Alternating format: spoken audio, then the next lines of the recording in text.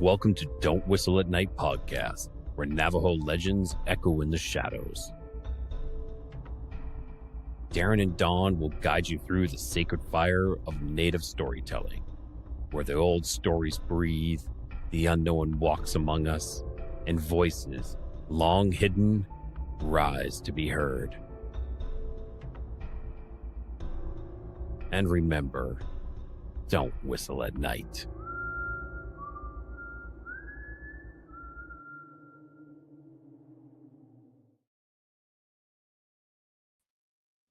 Hello, everyone. Hello. Welcome to Don't Whistle at Night. We're broadcasting live here on the United Public Radio Network, 107.7 FM in New Orleans. I'm your host, Don Yazzie. With me, my co-host, Darren Yazzie. Here he is. Hey, what's going on? We have another good episode tonight, and it's actually part 2. So let's give another warm welcome back. Another warm round of a welcome for Korey, Mr. Korey Curley. If you guys haven't seen him on the first episode, you guys should really go back and take a look at it because it was really good information, some good stories.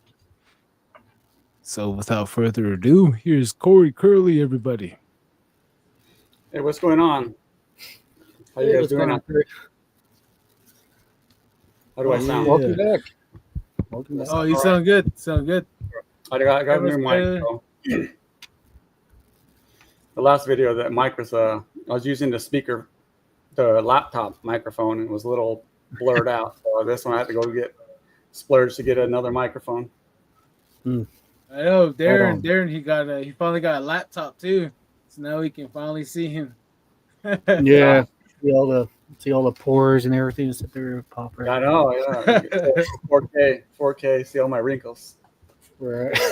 Hey, Darren, looks like you got enough grease to make some fry bread right there. Let's get some. Yeah, dude. Yeah, Saturation will take the grease away. Real quick, let's say what's up to everybody. Oh, it's you. Your Doppler gang. Wait, what's it called? Gang Doppler website for the first game. Yeah.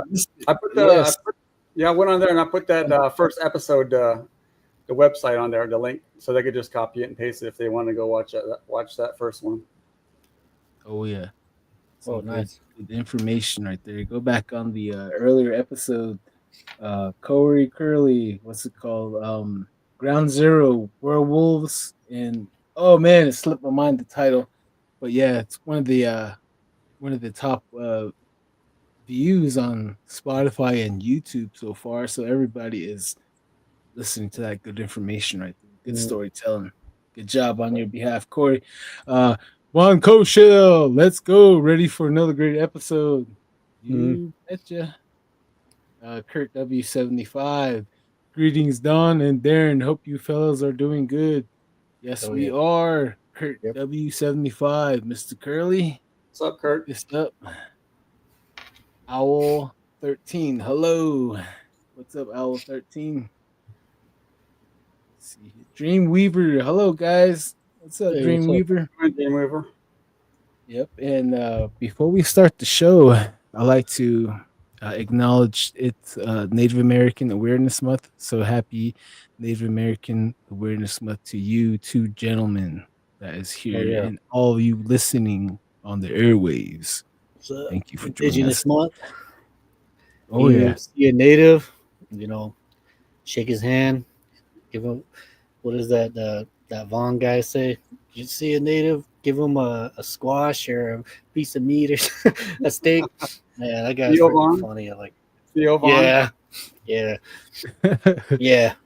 Man, that guy's hilarious, bro. But it is Native American Awareness Week, or a month actually, right? Indigenous. To all you indigenous beautiful creatures out there, this is your go-to for your paranormal right here. So oh yeah. All right. Yep. Without further ado, Mr. Curley, we'll hand off the mic to you.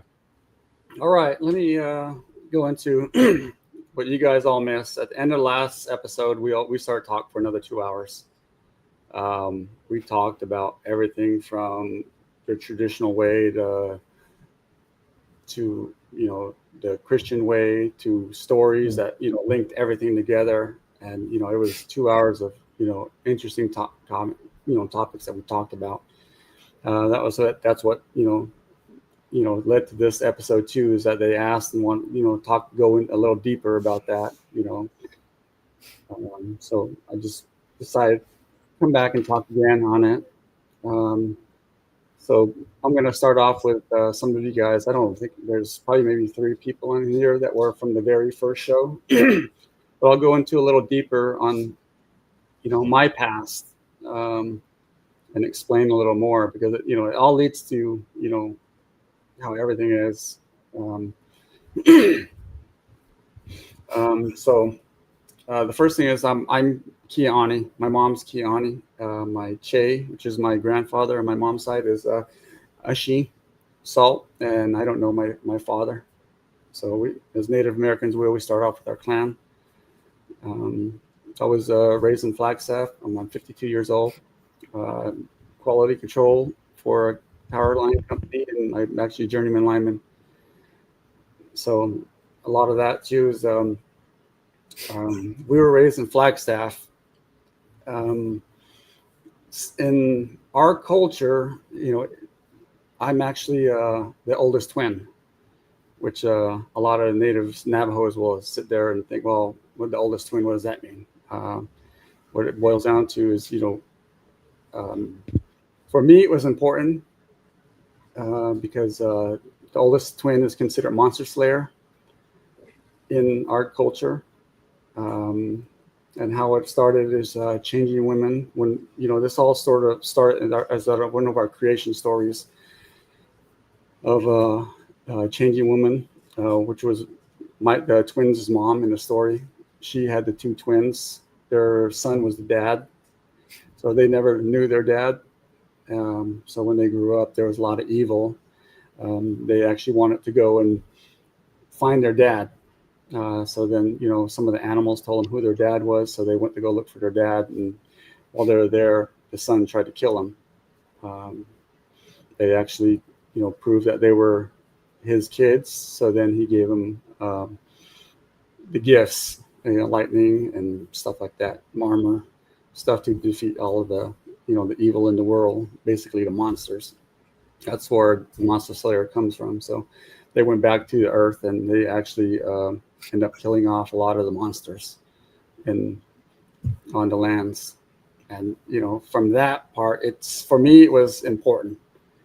It was important because it was actually I was raised Christian, and then after high school I actually changed because the lessons were being a Christian in a Navajo church. Our church was 4 hours long. So we had 2 hours of Navajo and 2 hours of English. And it was long. So we went to a Sunday evening. So it sort of burned me out. But, from that experience right there, I went to traditional when I met my first wife. And from there, it was the traditional way, Navajo traditional. It actually, it made me think of it in a different way. Because a lot of the ceremonies I did go to, they would tell you, well, we have to pray for you differently. And it was different from the normal people. So there was a different way of introducing me and dealing with the issues I had. A lot of us Navajos would go to a medicine man when we had problems. You see signs, omens out there, coyotes, owls, anything that wasn't normal was an omen. A lot of times in things you see it over and over, then you would end up going to something bad will happen, then you end up going to a medicine man. So that's about how you went to go see a medicine man. Then from there, you would go find one and look for. You try to figure out what he would try to figure out what the problem was. So then when he found out the problem, then he would actually take care of it, pray of it, take care of it, and you were done. So that's how it happens all, finding a medicine man, doing all these science and everything. Some people, major things happen to, then they'll go to there and they'll try to get it fixed. But it was always in a traditional way. You went to the medicine man and he talked to the gods to try to heal you and try to fix everything. Hold on, let me get another drink here. Oh yeah. Tomorrow's Monday. Make sure you stay hydrated, everybody. Yeah. So yeah, that's how it started all in that. So it goes into the traditional way of trying to, when they would pray for me, it was actually always different. Back a long time ago, 30 years ago, because I was a Christian till I was up to 18. Then I did a Native American church for about 30 years, and I went back to Christianity. In the Native American church, back when I was drinking back in my 20s, I went to a ceremony one time, and one of the medicine man was telling me that as well. He goes, you're going to end up committing suicide. And he was talking about the issues and the problems and all this stuff. And another medicine woman stopped him and says, no, you're monster slayer. You're one of the oldest twins. And she said, I don't even think you can ever achieve that suicide. She's like, your path is set. Your path is different from other people. And which, it gives you a bigger head of like, oh, wow, what's going on here? So it was always different in that way. I always thought of myself. So little things I started, I was always worrying about, what I prayed for or how I prayed. Because in the Christian way, they tell you, oh yeah, you're praying to an idol or a false god. But, being from Christian to traditional, my actually prayer started off, I'm praying to the maker of the human and the earth, Jesus and God. That's who I used to talk to, how I used to start my prayers, because I didn't want to be praying to a wrong God. And so that was always on my mind.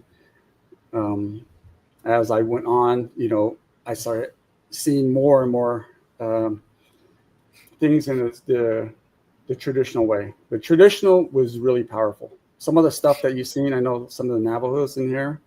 I don't know about other Native American tribes, but yeah, it's really, if you go to a medicine man that knows quite a bit, there's some stuff that you see that it's like, you're like, wow, this is amazing. And there's times where I would get out of a ceremony and I'm like, man, this is like, it reminds me of like Harry Potter. It was that dramatic where it was just like you seen something happen and it was amazing and it scared the piss out of you and you didn't want to be part of it. And that's what I felt like a lot of times coming out of these ceremonies, because they would do some crazy stuff, because a lot of it was battling witchcraft. And, this show is about witchcraft. So I have to sort of, relate it with me and what I'm trying to tell. So, like a lot of people think, oh yeah, what is witchcraft? Because you have witchcraft in the Native American way, you have witchcraft in the Bolagana way, which is, Bolagana is actually white for the people out there that don't know Navajo. They're similar, but they're different.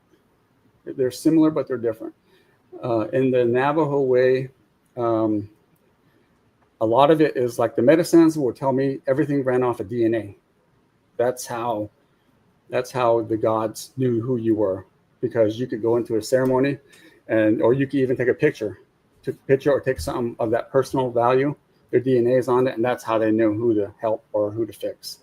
The same way with the witchcraft, they have to have something of you that has your DNA, your hair, your fingernails, blood, or anything like that. And then they would use it as the opposite, the way a ceremony went. Everything was opposite. Witchcraft is opposite of the good way. So they would do it opposite, then try to do everything. And this is where your skinwalker came in. Your skinwalker came in and took that and took it into somewhere to bury it. A lot of people think that skinwalker is some Bigfoot in Arkansas. It ain't no Bigfoot. There ain't no Bigfoot in Arkansas. The skinwalker is actually the Navajo witch, is what my grandfather used to call it, the Navajo witch. And so he was the person that actually did the witchcraft But so there was bad ones and there was ones, but the ones that used to change into different animals, those were the skinwalkers that we're talking about. And they actually did a lot of taking stuff to, across the reservation to bury it and do all that stuff. And they would actually make their rounds, checking on all the stuff they did. But it came from somebody who would actually want to have some witchcraft done. So they would pay them to do it. The Navajo witch, he wouldn't know. He doesn't know the people. He did it because he has to do it, or he did it for money. So this is sort of it's almost like a little business there that they do stuff. And a lot of times when I turn traditional, it was a lot of trying to stop things, from other families. So it's all revolves around jealousy. If someone's jealous, they want your truck, they want your wife, they want your land, they want your animals. It started from that. They want your clothes. So then someone who was jealous went to the Navajo witch and then paid them, and then they did it. So they use the DNA to actually get that and make that little bundle and then go bury it somewhere. So when they did that, then you start seeing those omens. You start seeing those omens of like a coyote crossing, certain directions, the traditional ways.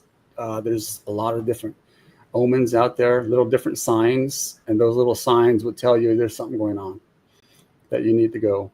Owls, anything like that, snakes, anything that traveled at night, or any serpent or anything like that was, a bad thing, except for the horny toad. Horny toad was actually a good omen for Native Americans or Navajos.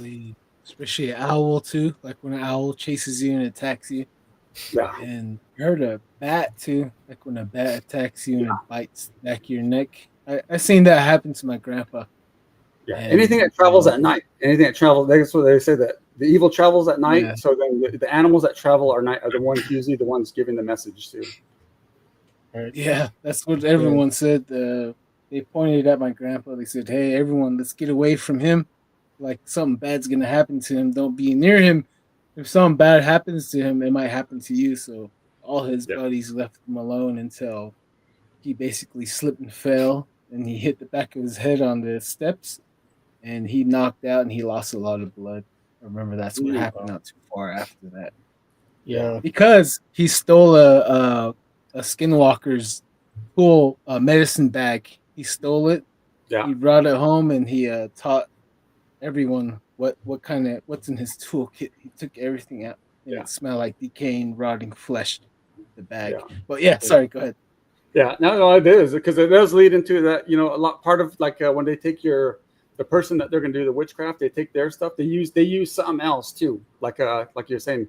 They'll use some a dead person stuff. So they'll go to a grave and take out a bone or something, skin or something, or something to do with the snake or bear, anything, and then they put them together. They put it in a leather pouch. They wrap it up, and they start chanting, praying to whoever they pray to. I guess to be Satan, and then that's when it's done. They're basically the opposite way. When you go to a medicine man, you go to an altar, you get everything done that you want, then it's fixed. The same way with them, they do the same thing but backwards. They go to the altar, do everything backwards, say stuff backwards to try to make it work, against you.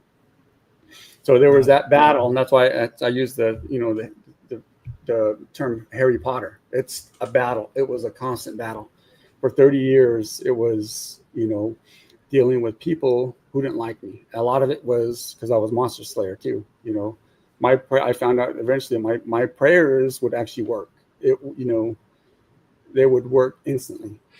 People would call me up and ask me to pray for them, and I was because I travel a lot. I travel a lot as a lineman out here in California. I always went into the ocean, and I prayed, and the very next day it would be fixed. And I didn't know, what I was praying against. I didn't know any of the situations. They would just tell me, I need this prayer because I'm sick, or I need this because this is happening. I need this. And so I just went over there, and, it was always to God and Jesus. there was no sun god. There was no other, all of that other God stuff. No, it was straight to Jesus and God. And I don't know if it was supposed to be like that, but that's who I prayed to all the time. And it was always on my mind since growing up Christian that I had to pray like that. And that's how I always pray. But then it would work. It would work, because some of the things I prayed for, people who had cancer, they would tell me, the doctor found a lump in my breast. I needed, it's scaring me. I need to do something. So I would go to the ocean and I would pray, basically saying that, this is the God of child, that it shouldn't be, take this out. A lot of times I could see where it was at. If I closed my eyes, I could see it because it almost came out like an X-ray, how it was inverted, black and white. I could see the whites. So I knew where it was at. And I would pray for that. And the person that I did pray for like that, the next time they went to the doctor actually told them that it was gone. It was a miracle, but the doctor sort of freaked out because it was a lady doctor and she was saying, you did something wrong. You was accusing her of doing something, going to another doctor or having it removed or having all that stuff. And she was questioning her x-rays. This was here. I know it was here. We were going to do all this stuff. And it wasn't, to the point where she got mad and she left. She dropped the patient and actually she ended up quitting. So there was a lot of little stories like that. People start, come to me and, I think for cancer, I prayed for it like 3 or 4 times and it did work, but it was always the same way. I reached out to Jesus and God. It wasn't my power. I was just the messenger that said, ask for it. And that's when I say the monster slayer had, power. I had the power of prayer and I would ask and it would get done fast. And so I don't know if it was really close people that happened, because there's some people that I prayed for that it didn't work. And it was actually really heartbreaking that to me. And, eventually I was just really heartbroken because I prayed and I prayed and I prayed and I prayed. But then, sometimes I always turned to the Christian way. My grandma and grandpa were Christians. I had friends that were Christians. I would always ask them, I did this. I prayed for this. What happened? It didn't work. Why is this? And, it come down to, it was God's plan that they weren't supposed to be here. There was another story that had to be told amongst these people over here. And so, you're praying against it, but, it can't work. So there's sometimes those events that went on. So, it's one of those things is I never considered myself a medicine man. If I went deeper, I probably could have been, and I never did, because I didn't want to see what they did. I just wanted to pray and tell them, this is how it is, and fix them. This is still to this day, people come up and ask me to pray. It's no different. I don't go to the ocean, because I don't need to go to the ocean. I could go anywhere to pray. So that's what I started seeing. The traditional way, the medicine men, there were some things that, I talked about a little bit of this on the first episode. And I say it's amazing because there is some amazing stuff in there. You would never think of where, because it always revolved around something bad happening or a past generational curse, because there are generational curses that, just follows a person down the family line that they're trying to stop. But, and medicine men were different. A lot of the medicine men didn't know how to do everything. And there were certain medicine men that did stuff. There's certain things. What I didn't like is that they all did stuff different. You go to this medicine man and he did something different the way this one did. And, I never questioned it because there was a way that a lot of them explained to me is that when they got their power as becoming a medicine man, it was shown to them how to do it, how to do their altar, how to set up their altar, how to pray. So I never really questioned that part, but they were all different. Even, like where I started seeing stuff differently, like the Kilnada, when you're the coming to woman Right. ceremony. If you look at that, if you do it today, everybody doesn't get an argument because everybody does it different. I don't know if you've ever been to that, and it's just so many people arguing, saying you're not supposed to do it that way, you're supposed to do it this way, and it's just it's a big argument, and it's like, so in a way they forgot how to do it. They forgot how to do it, and so the same way with the traditional, and it's like it was to the point where you want to go see a medicine man, and if you call people, everybody can know. I don't know, and on the reservation, on the Navajo reservation, it's like this, but I don't know about the other tribes because we had a lot of medicine back in the day, but they would call around for people to find a medicine man, and the first thing is this guy good? Does he know what he's doing? And it was like, no. Then you would hear stories about it, and so you wouldn't go to that guy. Then you look for another one. So it was like they had a Yelp review on them of if they were good or not. Yeah, and it's just, so you would find someone and you would keep them, and until but he would be so busy because he would be good, because now people calling you up, you'll say, oh yeah, go to him. So you find that there's certain ones that are good, certain ones are bad.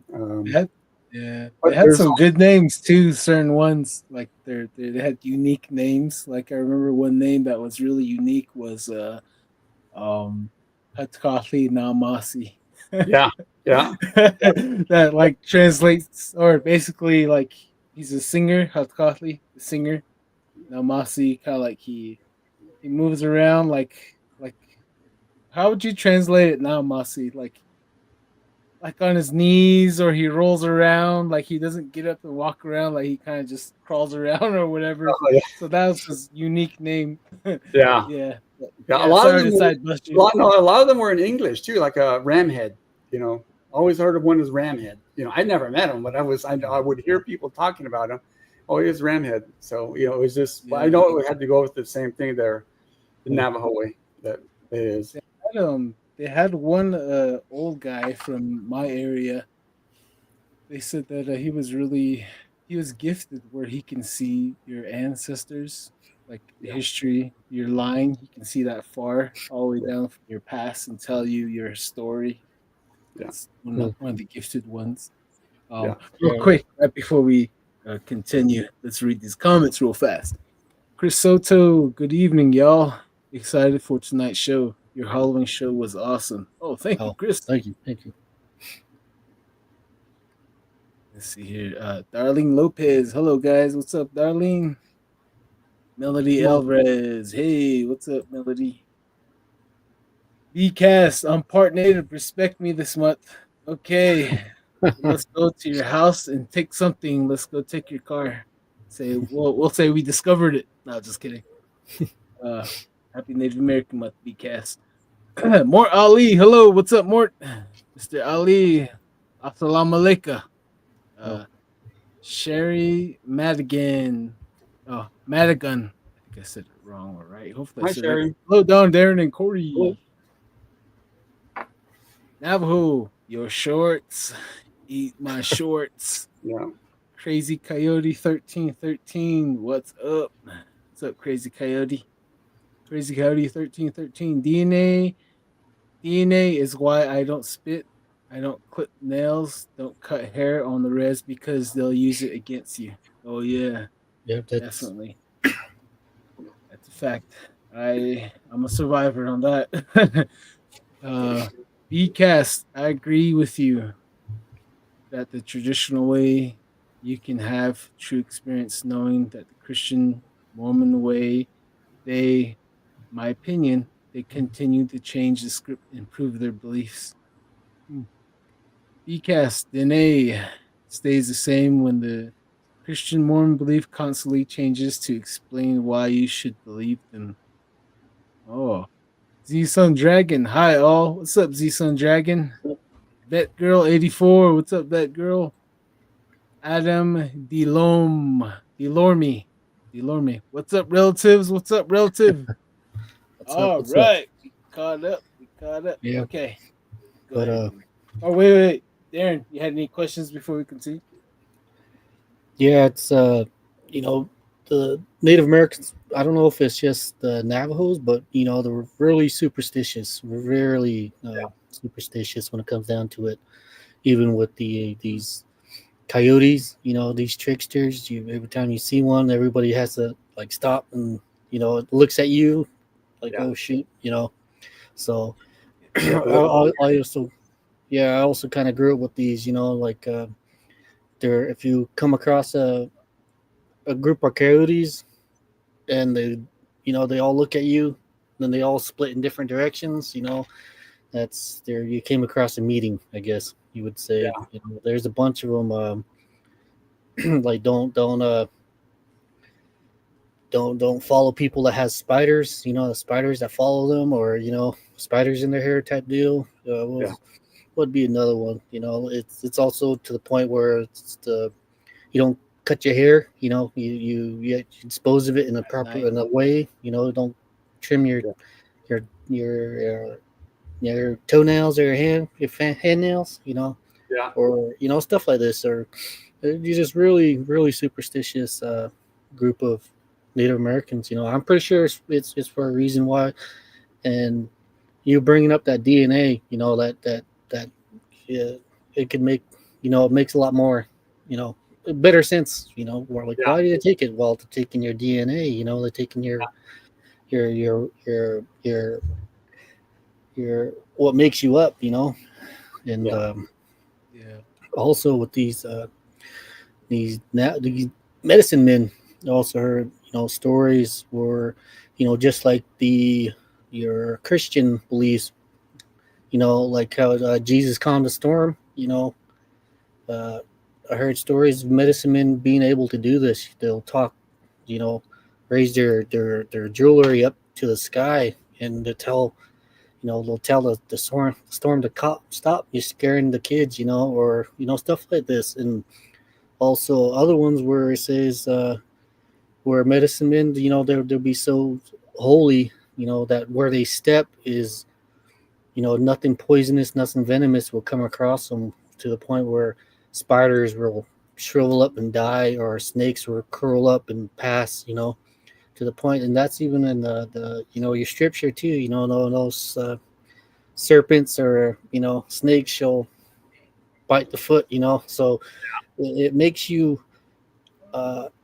wonder, like there were medicine men. Maybe Jesus was the ultimate medicine man at a certain point, because Navajos, they're able to, the medicine men more or less, they're able to do the same works. I think Ron too from oh man, Lodge Tales, he mentioned this too, and I listened to his podcast and was like, that does make sense. It's kind of weird, and it makes you. He was bringing up why the natives should follow the Christian way. Like we have people that can do that also. It's really strange, but it's also recording. So there's a lot of weird stuff even with the medicine. The medicine man way.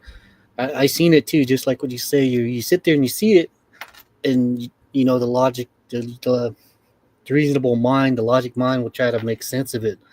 But at the end, you sit there and you leave and you look at the world like, what just happened? Like how do I explain this to someone who doesn't believe it? And it's really strange. So it is out there. It is out there, and it's still out there too. So there's a lot of points you bring up, and it makes a lot more sense. So I wanted to crazy. Oh, go ahead.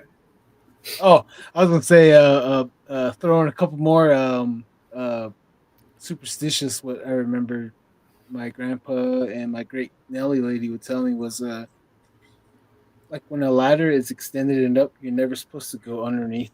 I can't remember the story behind it. That's the white people way too. The same way too. Yeah, that's almost like a superstition from the white culture too. It's one of those ones. Oh, the latter one too. Crawling in and out of the window too. I remember that. I got yelled at. I got spanked for doing that. Or but yeah, like going back to Jesus, you know what I mean? Like he does say that everyone's supposed to do what he's done and greater. You know, like Yeah, everyone has different jobs, everyone has different gifts. You know, some are the eye, some are the ear, the head, the tail, you know, and it's all passed down through us, you know, humanity. We're supposed to help each other out, you know, yeah, and I think that's one of the blessings, like through a lot of other lines, like family lines, that they had a gift, but someone along the way knew that this particular person or group or a nationality might be sensitive, you know, spiritually wise, and to listen to the to have that faith to what's beyond the scene, what's in the other realm that we can't see, you know. Like we Yeah. have that faith easily, you know, we believe, you know. And I think that trait really does pass down on from somewhere. yeah, And but yeah, go ahead, Corey. yeah. And one of the ones you guys are forgetting, a big one is lightning. So Oh lightning yeah. is being a lineman. I always had to have a ceremony to you know take that off of me. Lightning is actually a lot of it. They'll say it makes you get angry really fast, almost like Right. bipolar, really fast. And, it'll give you arthritis. It'll Mm. So there was a lot of times where I had to go see medicine men about lightnings. I I always prayed against myself. For some reason, praying against myself never really worked like how it worked for other people. So I would have like my wife pray for me or my family pray for me or something like that. It just never worked on me. It was only for you know for people I prayed for. But the lightning one was really big. Um, One Right. thing I wanted to bring up as a um, let me see which album am I going to start at this one. My There is a book out there, and it's called He Walked. Let me see if I got it right here somewhere. He Walked Americas, and so in the '60s there was uh, I don't know if it was a doctor or something that actually went to visit all the Native Americans in the nation. And there was a story that came up with everybody, everybody, that talked about a lot of these in the '60s. They went and talked to these older chiefs. These chiefs were old. They all had a story about a man in a white robe that visited them. And this is something that sort of, it makes me think, why are all these stories coming out about a man in a white robe visiting him? And I think it was a she. It was L. Taylor Hanson, who the author was. But she would ask them, why, tell me about this story about this white robe, and they would actually come and say, yeah, we did our own thing as Native Americans, and just all of them, some man in a white robe came up. Some of them said that he was a white man with beard, and that he came and told them that they're doing stuff wrong, and that they would, they needed to worship one creator, the man that works his creator. And because he introduces himself as a son and that his dad was the creator. And it's sort of interesting is that, a lot of people say, oh yeah, that's BS. But, the Navajo is one. The Navajos and the Apaches were the ones who, they were basically nomadic back then. The story goes is that they questioned him and said, why are you the creator? And all this stuff. And he says, well, my father has power. My father gives me power. So there was a big rock in this. It says that it was up there by around Monument Valley.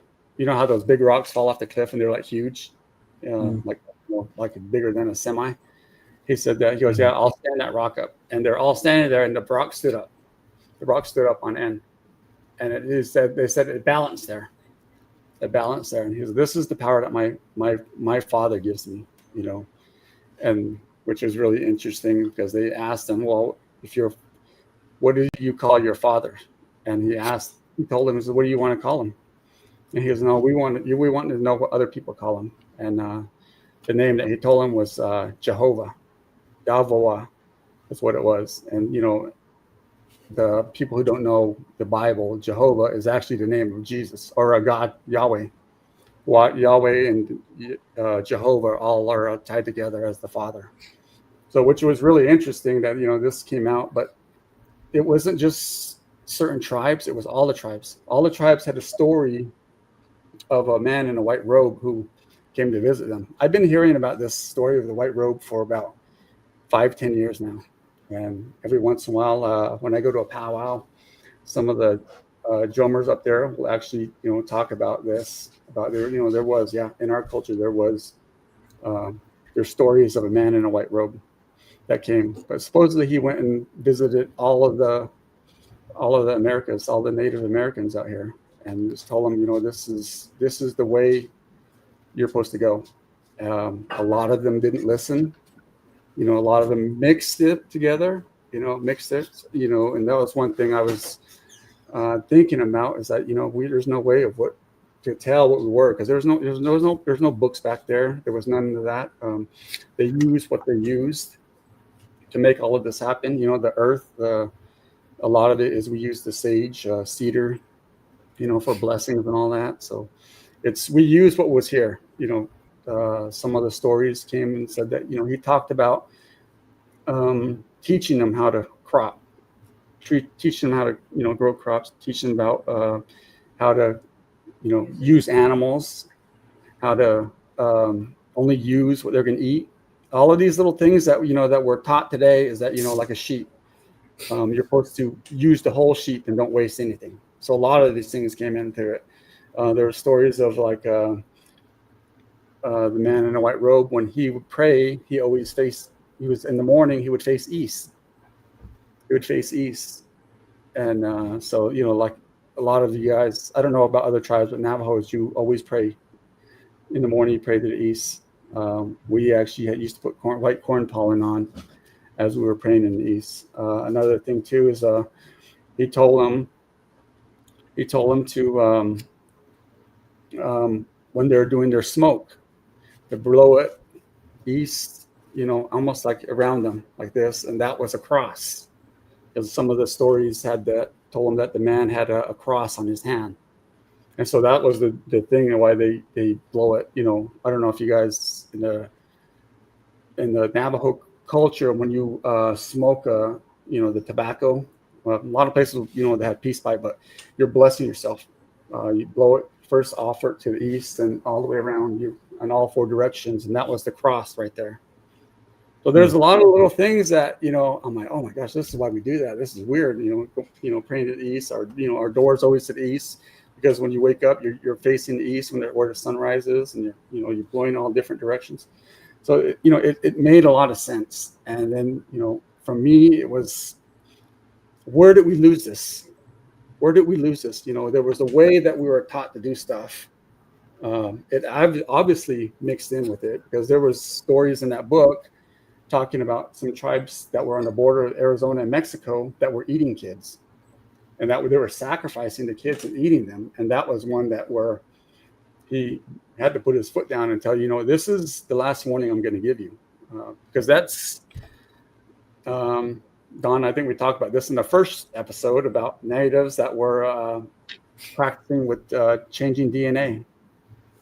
One of the medicine men I talked to before was talking about how I asked them in a ceremony, where did the Anasazi go? And he told me they were taken off to Earth because they were messing with DNA, changing DNA. And even like Don brought it up that they were actually swapping heads or parts on different animals and humans and stuff like that. And so that's the part of messing with DNA right there that sort of says that. So when when that man in the white robe went down to those tribe, that was their warning. You're not going to eat kids. You're not going to sacrifice these kids, because a lot of them were sacrifices. Yeah, I think whole hard reality. Right. Yeah. That's one of the greatest evils out there is, child sacrifice. No matter where you go, it's that's wicked. That's evil. Creator. Yeah. That's one of the ultimate pains you can cause on the creator is children. And that's why like for us, our culture, like when like a female, she gets she gets taken advantage of by another ethnicity, another tribe, and she becomes pregnant and she gives birth, and we accept that baby right away. Because every child's a gift, and like that's why we have so many clans. Like a lot of Navajos on the New Mexico side have the mini warriors clans because when the Comanches were raiding, they couldn't take all the young females with them, so they had their way with the ones that they couldn't take. So the girls that they couldn't be taken were with child for them. So that's how they had that clans, mini warrior clans, and like same thing with Navajo Mountain and Monument Valley area. Like we have a lot of clans, Ute clans, like Water Reed running into the Ute clan. So we have different Ute clans within ourselves up on northwest side of Navajo Nation. So we're all mixed, one way Yeah. or the other. Yeah. Right. Yeah. But that's what the man in a white robe told him too, is that you guys all need to get together, and they didn't, and it makes you wonder because if they would have got together, would they have defeated, fought off the settlers? Because everybody was split. Everybody was split. Everybody was still battling, and it's an interesting book. If you get to it and read it, there's some stuff in there that's like, oh my gosh, this is crazy. Because I never really thought that, but that did cross my mind, and that was part of the reason why I left traditional, went back to Christianity, because there was questions. There's a lot of questions about why is everybody doing stuff differently. There's stuff made up and stuff like this. When I went back to Christianity, all of it stopped. All of that, I never had issues again. And it was just one thing, is that I didn't have to. I didn't have to, sort of settle down everything, because when I was traditional, I was going to a medicine man almost 10 to 15 times a year. And it was just never ending. It was just when one thing was cleared up, then it happened again. So, but going back to Christianity, it was clear. I don't have anything to do about anything about, and I just have to worry about my faith and, being a good person. And that's all it says, is to believe in Jesus, accept him in your heart, and try to be like Jesus. And that's all I do, is try to be like him. I ain't going to ever be like him, because I still sin a lot. I still cuss like a sailor sometimes, and I still, get pissed off looking at people on social media. So I do, and I'm a work in progress. I'll always be in a work in progress, but at least I know the direction I'm going. Yep, that is true. It's a blessing to be in these bodies, but it's also, the spirit goes against the flesh, and they're always going to be fighting against each other. It's only we can only work on it. We can only work, and by good faith and belief. Believe in the however you want to put it, God, the Creator. The man, the OG. But in all reality, we strive to be like Jesus. Which knew no sin. And he was sacrificed as the ultimate sinner.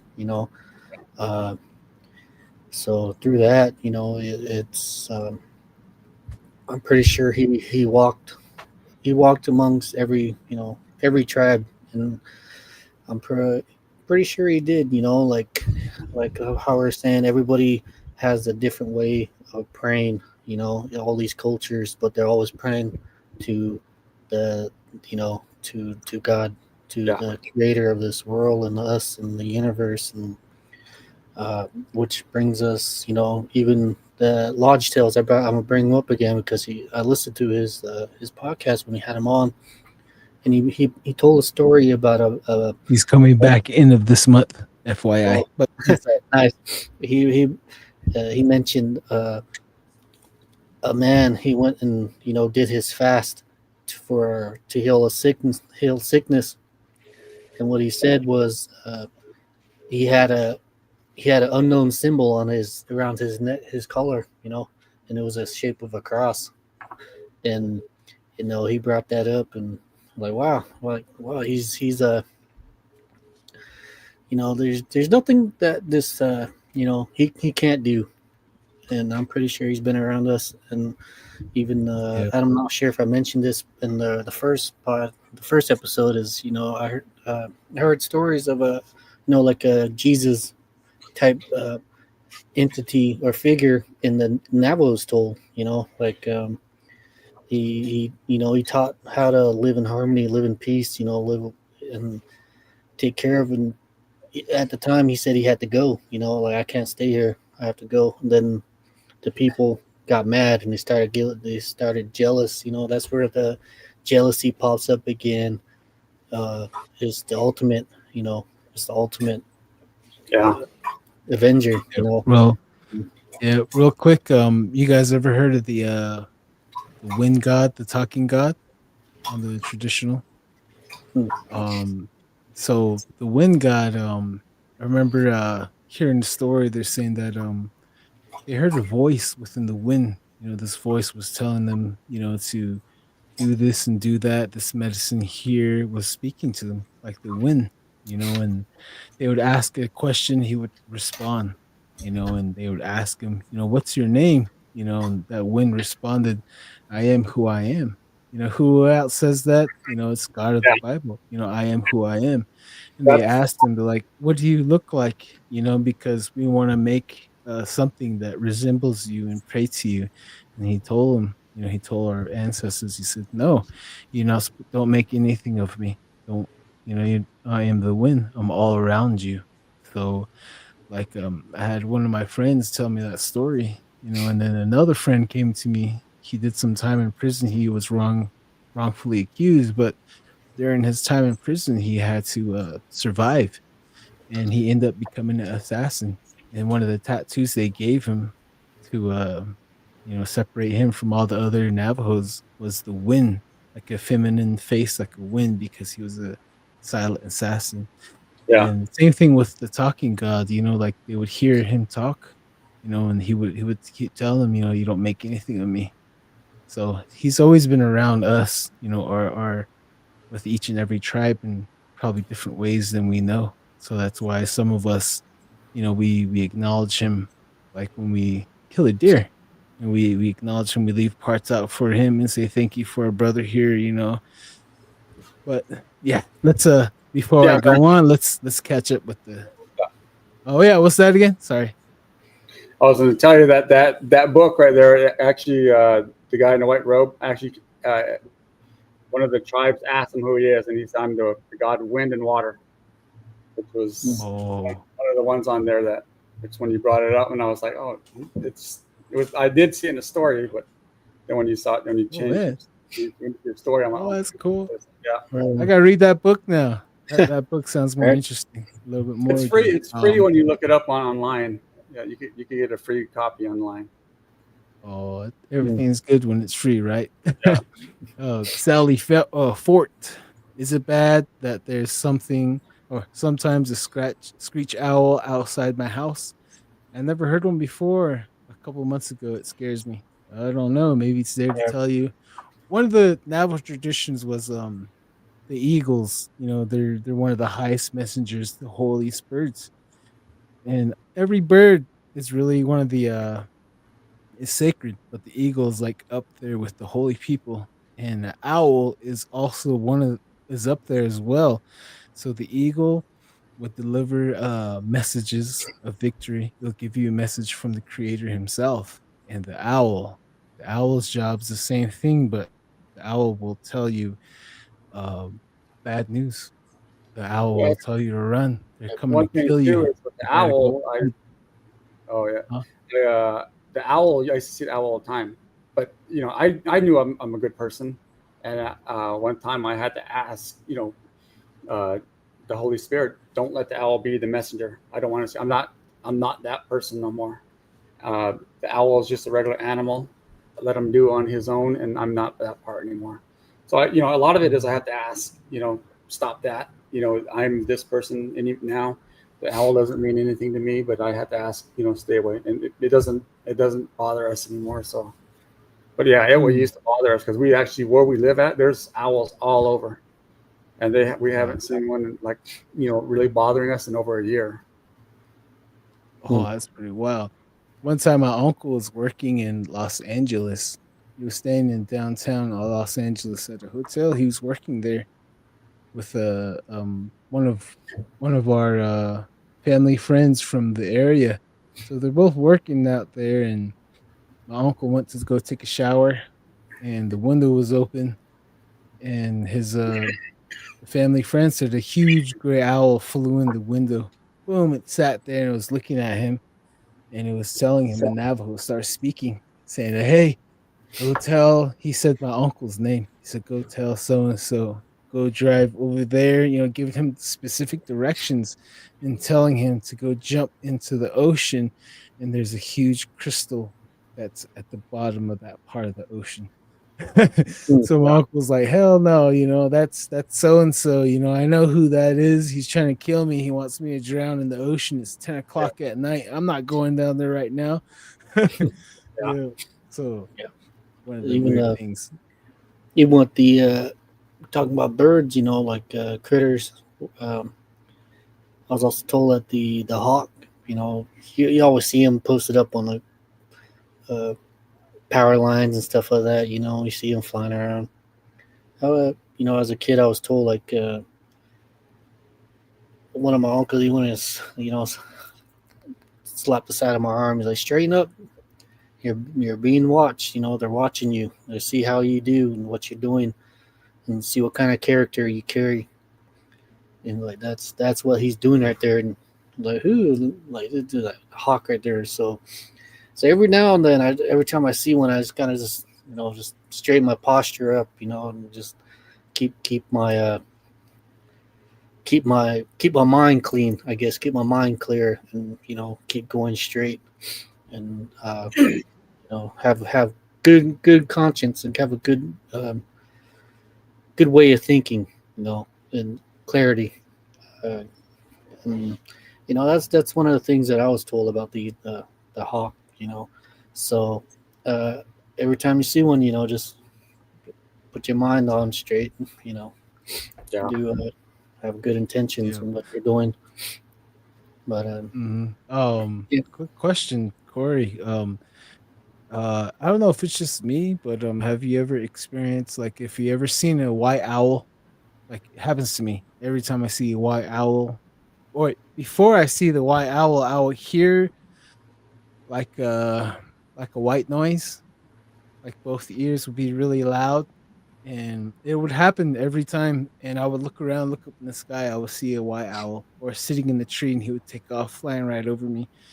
And it happened so much that I was there one time with my in-laws and my nephews. I was like, "You guys hear that?" They're like, "No, I don't hear that." I'm looking around like, "Look, there's a tree, there's a big white owl sitting in there." So and I have to cover my ears. So I don't know what the deal that The, is. the only time the only time I heard stuff was I went to go see a medicine man, and I sat down in the patient's area. So I sat down, and when he went and put cedar on the fire, I heard something go whoa, whoa, whoa, out through my ears around the whole hogan, and I could hear it, and it felt like it was going through my head. And I'm like, "Oh my gosh, something just came in," and it was like, I don't know.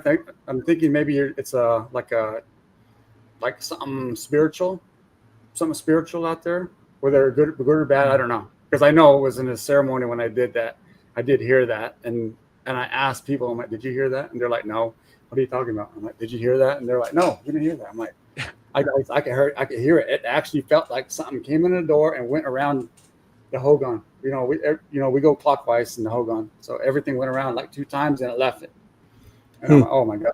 So it was there is some truth to it, and I could talk a little later on familiar spirits. I think a lot of it's familiar spirits there.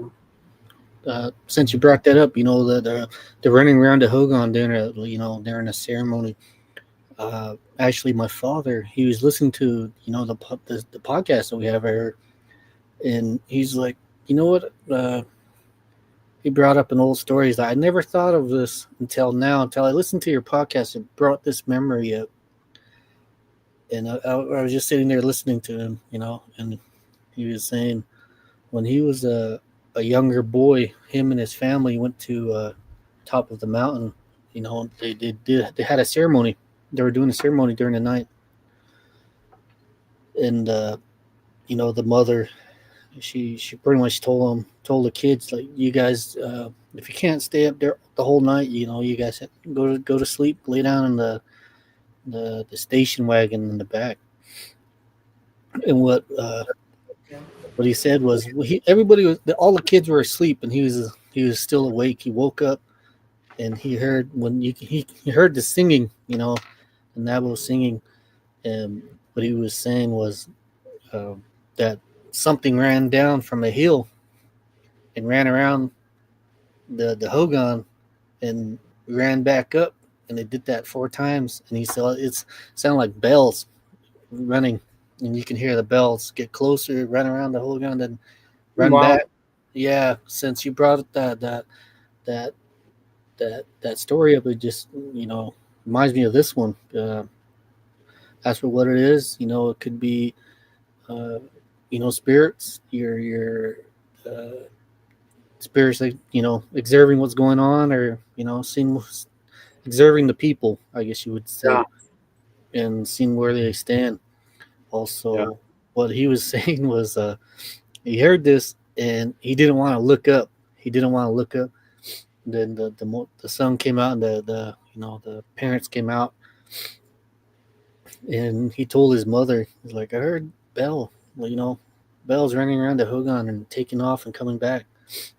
And she kind of just looked at him, and she didn't even say.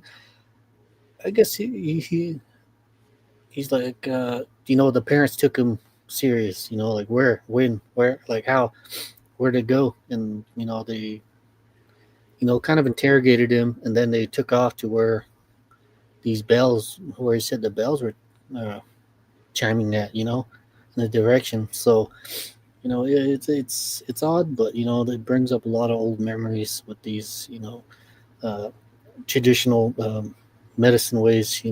There's one's always checking up on the other. One always has to check the other. It's they go hand in hand, I guess. And Yeah. So one thing that with me being Christian, my algorithm on Facebook, TikTok, YouTube is crazy. I don't know if you ever change your algorithm in there. Some of the stuff that pops up has been crazy, because I've been seeing podcasts on a lot of stuff. One of them, that sort of reached my attention was the Nathan Reynolds. I don't know if you heard about Nathan Reynolds. mm-hmm. Nathan Reynolds says that he's part Nephilim, so he has Nephilim blood. I don't know if you guys know what Nephilim is. Yeah. Nephilim were the fallen fallen angels, or the angels that were the watchers. They made it with the females on Earth, so their offsprings were the Nephilim. They were the Nephilim, and so when God flooded the Earth, all of them were supposed to have been all gone, and that's when Noah had the ark and put all the 2 animals and everything in there so they could survive, and after the flood, then they could start again. But some of them are saying that they, they're still here. They have DNA blood in there. Right. Yeah. Yeah, I heard that. Have you guys heard the traditional story on some of those ones, like how like the last world? Okay, so the fallen angels, the Nephilim, like one of the old stories. It goes like this happened a long time ago. Everything happens a long time ago, but this story took place back in the day, as usual, many moons ago. So the woman and the men, they both got into disagreement. They got into a huge argument. The men went on the other side of the Colorado River. the women stayed on the other side. So time passed, and the holy people, they were watching. So they came down, and they came down to both camps, and they both produced giants, the six-fingered beings, six-toed beings that we see all across the wall panels on the southwest. From all over the place, we see evidence and Yeah. signs keeps replaying Uh, over and over.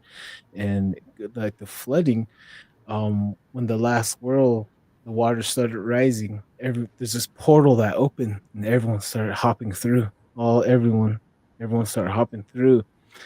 And mm, when they got to the other side, they said, all right, who has the seeds? Who brought the seeds? Who brought the squash, the beans, the corn seeds? Who brought them? And they all looked at each other like, we didn't bring it. We didn't bring anything. We didn't bring the seeds. And they started crying, because they came from the third world to this fourth world. And they're like, oh man, now we're gonna starve here.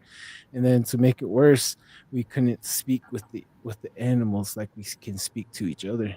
So that we couldn't speak, and then it made everything worse. Like, oh man, we're gonna die here. And then as the portal was closing, the last animal that came through was the turkey. He came through, and I guess while everyone was jumping through the portal, the turkey was still there. He was plucking the seeds, the corn seeds, the squash seeds, the bean seeds, the chili. He's getting all those different seeds that comes from this continent, and he was putting them in his feathers, in his wings. So he was putting them all in there, and the water started going up to his knees. That's why the feathers don't grow on his legs, because that's how high the water got. And he realized that his time's running out. He needs to go. If he doesn't make it, this everyone on this world is gonna starve to death. So he made it through that portal, and that portal closed. And everyone's like, "Oh, at least the turkey made it," And he opened his wings. He started shaking. All the seeds came out of him. So I know that's one of the stories. Like for us, Dene, we can't Yeah. eat turkey. Yeah. but Yeah. but those are two stories from what I remember from Navajo, and I can't wait know. to hear other tribal stories. But go ahead there. Do any of you guys have anything playing in the background? I know I got the TV playing right here, but it's on mute. But I could hear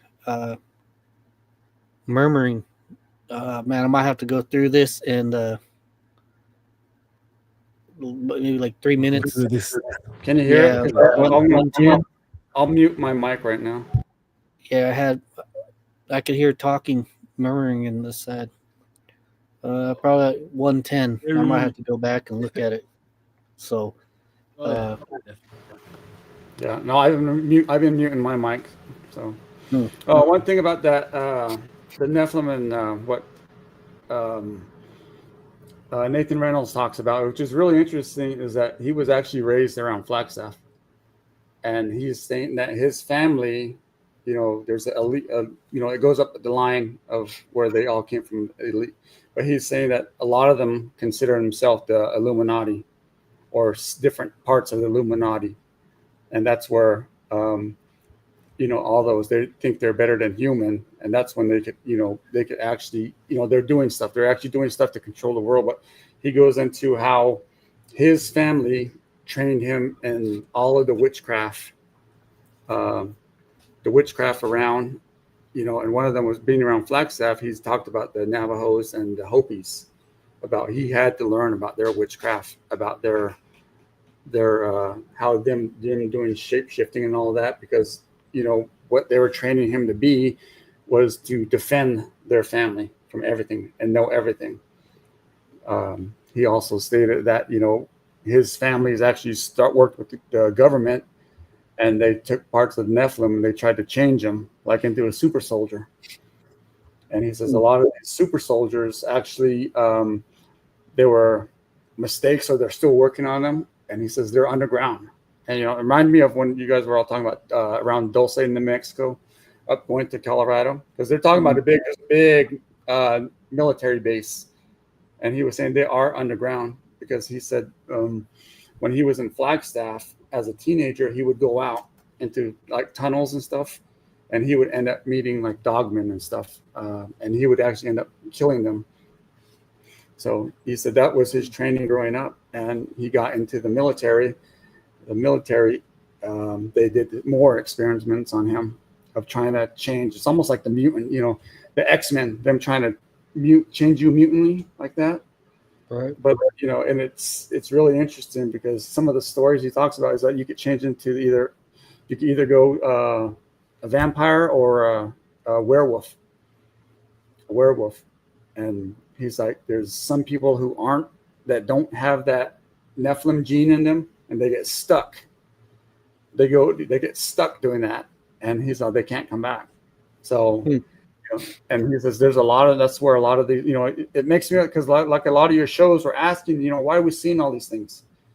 Why are we seeing all these things? There was one. He was talking about, you were talking about the 12-foot Kachina.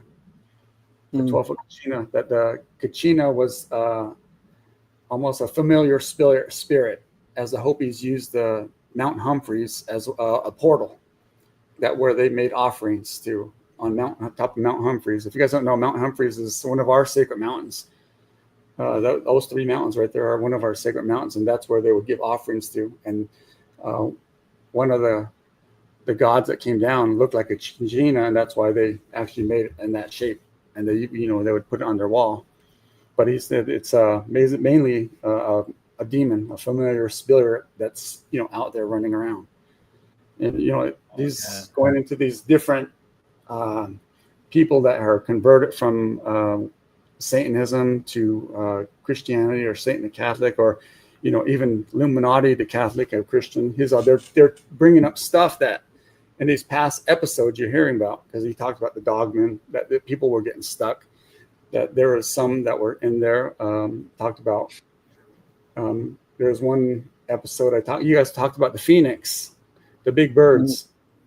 And there was another podcast I looked at, and it was the falling of, or it was actually the killing of Anton LaVey. The killing of Anton LaVey. That priest in there was driving toward northern Nevada, and one of the tribes, the spirits, the power spirit, and that northern tribe attacked the girl because he was trying to kill her because she had had a contract on her to be the sacrifice virgin. Yeah, you're what do you call it? Star Child or Star? I don't know. Child, I think it was called. Yeah. I don't know. To make things a little more weird. But that demon that came out was actually, and you look at his name, it's other names, it's the Phoenix. And it's like, you see it, and that demon actually says that he watches over all of the Native American tribes. So, that's why, when you were saying, I wonder why we keep seeing these on our tribe, on our reservations. He's the plumed serpent, right? That's the one we call the plumed serpent. Quetzalcoatl. That's his name. Dragon, the phoenix, feathered serpent. The dragon's the devil. Okay. This one was. Let me see. Yeah, my kids, whenever they have a bad dream, they would tell me it's one of the Kachina dance songs, and that Kachina, they gave one to my daughter to carry around for her rest of her life, and every now and then she would wake up when she heard that song in her dream. She'd get up and start praying, and we tell her whenever that happens. Whenever she hears it, her brother hears it. And they both would get up and pray together, and they would come and get my wife and I, and would pray together. So they would see things that would enter the home, and I would see it, and all my kids would see it. so it's pretty cool, and it tells me that they're spiritually aware, like how I am, which is awesome. That I'm not crazy. It's kind of an odd thing. I'm not sure if it's just like a Native American trait, but I'm the same way too. I feel the same way. Just a couple of weeks ago, I was here, and for whatever reason, I just felt someone was gonna walk through the door, and I was sitting there and I just had that gut feeling. I could feel it, even though the door was locked the door. And one of the weirdest things was I was sitting here playing with, it's a grown ass man playing with his dogs right there. I was sitting there just having a time sitting on the floor, and all of a sudden a knife falls off the I actually used a butter knife, hit the ground, and I seen the whole rack move, and I was like, "Oh shit!" like, I told. That's why I was telling Don, and I even posted it up. I think this RV is haunted. Like damn, like it makes me,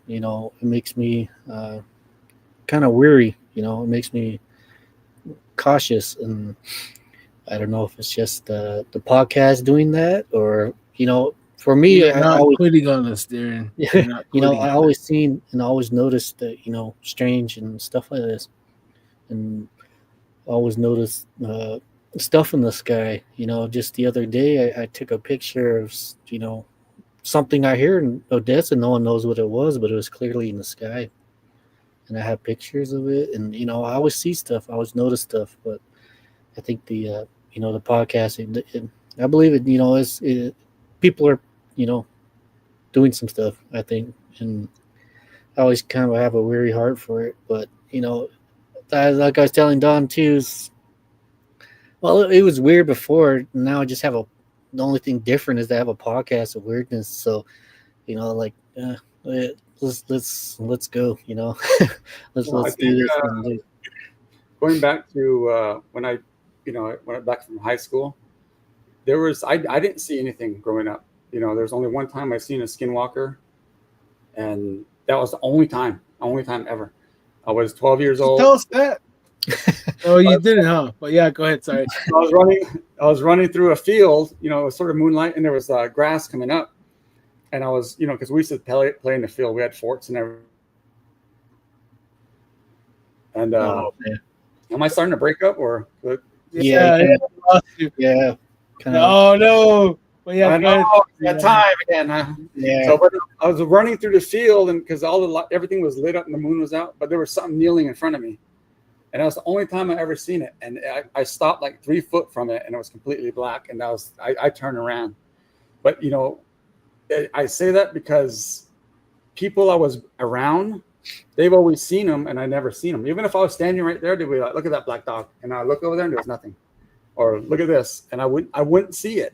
And it was so, I think, growing up, I think only certain people see stuff, and some people can, because there's people who will say, "Oh, look at that," and I look over there, I'm like, "I can't see nothing. What are you looking at?"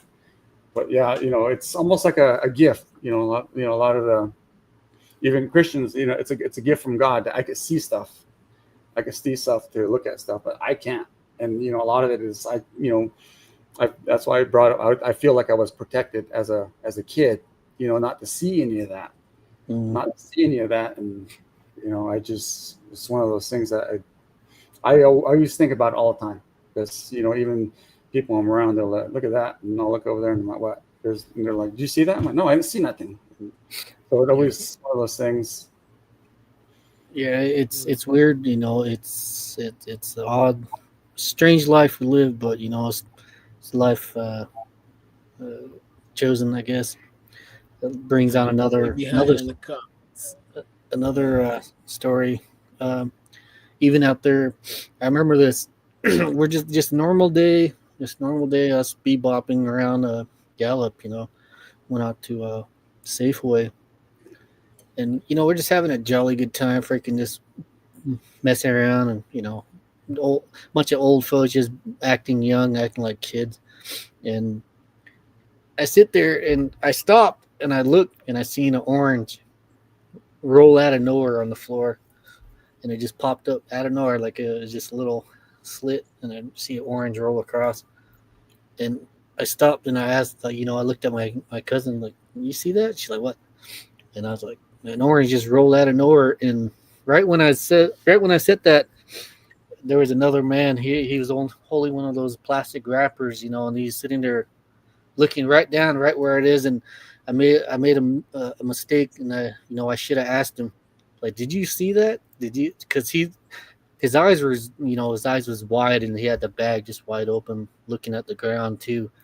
And like, and just, I don't know, maybe you see the portal, and all at what came out of it was an orange. So I don't know how to put this or where to place it, but I seen what I seen, and I should have asked that guy if he's seen it too. So Yeah. no mistake. So Yeah. Real quick here, let's read some of these comments. Heidi Goal, I'm sorry, or I'm late. I'm sorry.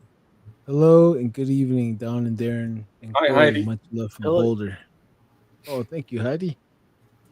Crazy Coyote 1313. Believe power example. Any type of music can exorcise demons. Oh yeah. Carla Washington, Don and Darren. That was an awesome Halloween special. Brian is a very courageous guy for telling the story of his sister and brother. It brought tears to my eyes. Oh yeah, for real. Yeah. I tried not to cry. I was like yeah, biting my inner like- mouth so I won't cry. I was like, Yeah. oh, turn up, yeah, turn up. roll Oh, my eyes man. back. Like, oh shit. Oh yeah. Oh yeah. Definitely. Crazy Coyote 1313. Oh, see. Believe power. Example 2. Use the words against evil. I don't believe in you. Right there. Yeah. I don't believe in you. Or you can say, your father. Your father says, your father in heaven. They don't like that. Uh, Crazy Coyote 1313. I've heard from Sasquatch Chronicles a priest who encountered Bigfoot and started praying out loud. It quit attacking. Oh man. See that comment right there. The Bible tells you the name of Jesus gives you power, and Right. anything. It doesn't have to be. It doesn't have to be a Bigfoot. It could be a demon. It could be evil. It could be skinwalker. It could be all you have to do is say the name of Jesus. Jesus, make him go away, and it'll make him go away.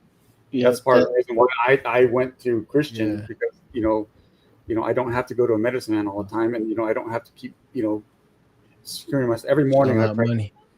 Yeah, I pray all the time, and so that's how I'm doing it in the mornings. And Yep, that's that's one thing that they brought up too in the UFO world is even if you don't believe it and believe in Jesus, some people account of them being attacked, scared, and they call out the name of Jesus, and these aliens, these beings were, one person said that they did that, and the UFOs the aliens kind of backed off, like they kind of put their hands back, and they kind of did it, they had nothing to do with it, and they floated up, they stopped what they were doing, so there's power in the word Jesus, Jesus Christ, and yeah, these entities know it, and they're if you're ever in trouble, spiritually, or being attacked, like being tormented, there's Hat always man. yeah, Shadow people. there's always power in the word of Jesus Christ. Crazy X. Even if she's a skinwalker. But to make it more weird, like I keep hearing on these podcasts is where they would hear a voice that, like this one podcast, I think it was Sasquatch Chronicles. I can't remember. But I guess a Bigfoot crawled in this one man's tent. This one man was sleeping with his son. And I guess he heard a voice telling him to wake up, be calm, don't move. And he opened his eyes and he came to that something unzipped his tent and crawled in, and it was right over his face and his son's face, and it was looking right at him. It was smelling him, and that voice was telling him, "Don't move, lay still. He knows you're awake." And then it was telling him to reach for his it was a big old gun. It was a 357 Magnum he had. It was telling him reach for his gun, reach for his gun, and then he was gonna like pull the hammer back, and he said he was like on the brink of insanity, and that voice told him, don't do it. Nope, he knows you're awake. Exhale, breathe through your nose, and he did. And then he did it. He said, do it again. He did the second time, and he said that Bigfoot started growling at him. It was right on top of him. It was growling at him face to face, and he told him to breathe through his mouth again. That voice, and he did, and that Bigfoot stopped growling at him, and he crawled back out the tent. Yeah. So, Yeah, I just just to make it I more think a lot weird of them again. too, it's like they'll have because I listen to that and I listen to How to Hunt, and it seems like there's a good and bad ones, and when Oh the yeah, bad one's coming, the good one will actually come in and interfere.